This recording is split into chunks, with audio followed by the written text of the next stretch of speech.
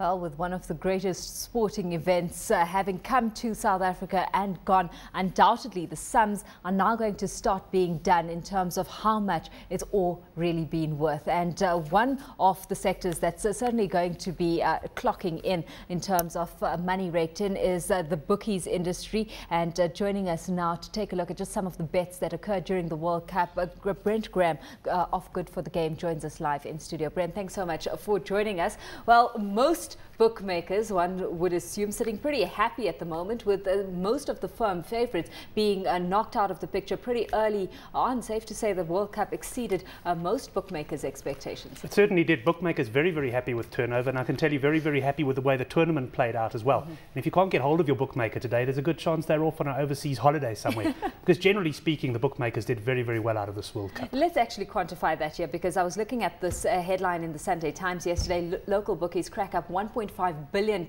rand in turnover as the cup lures punters, and then you were saying they're comfortably over 100 million rand that they're sitting with right now. Yeah, we just sort of had a look at the online market and try to make some basic estimates there. We are talking in the hundreds of millions in terms of turnover, and it's really incredible. You know, bookmakers that I've spoken to have all said it's far exceeded, for example, the Super 14, which is generally South Africa's big betting market, big betting tournament, and some of them reporting sort of increases in turnover of 400% to 500% over the tournament. With that being the case, I mean, it's hard to ignore the international nature of this event itself. Is there a distinction to be made between the local and foreign punter activity that we saw?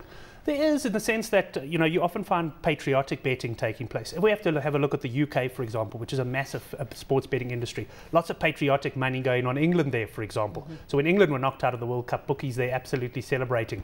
Here there were some patriotic bets on Bafana. Some of them I think were absolutely crazy. But, you know, talking about that Sunday Times article, we had people sticking on money on Bafana to win sort of 1.2 million rand and that sort of thing. It was actually 22,600 on Bafana to win the tournament, which would have seen a 2.9 million payout, begging the question, to what extent does all sanity actually fly out the window? Well, if you're looking to put 22,000 on Bafana to win the tournament, you would have been better off asking the bookmaker for his private bank account and depositing the money there straight away.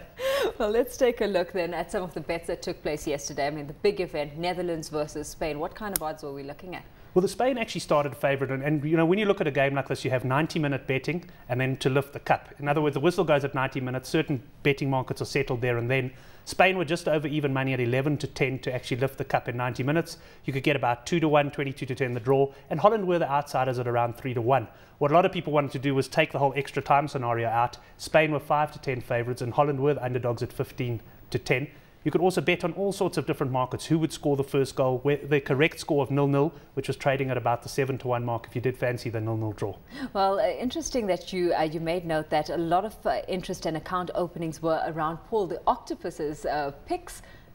Unbelievable. You know, I've been blogging on sport and betting for years, and you know, it's a shame that an octopus can come and outdo me in just one tournament like this. But speaking to bookmakers generally, Hilton Hassan from MBet was actually telling me on the phone this morning, he said you could see a definite correlation between Paul the Octopus's picks and the sort of money you had coming through. And he said lots of new account openings, clearly from people maybe not with a long-term interested in punting, that wanted an interest in Paul the Octopus's picks. And I think Paul better watch out, because it could be a couple of bookmakers putting a price on his head.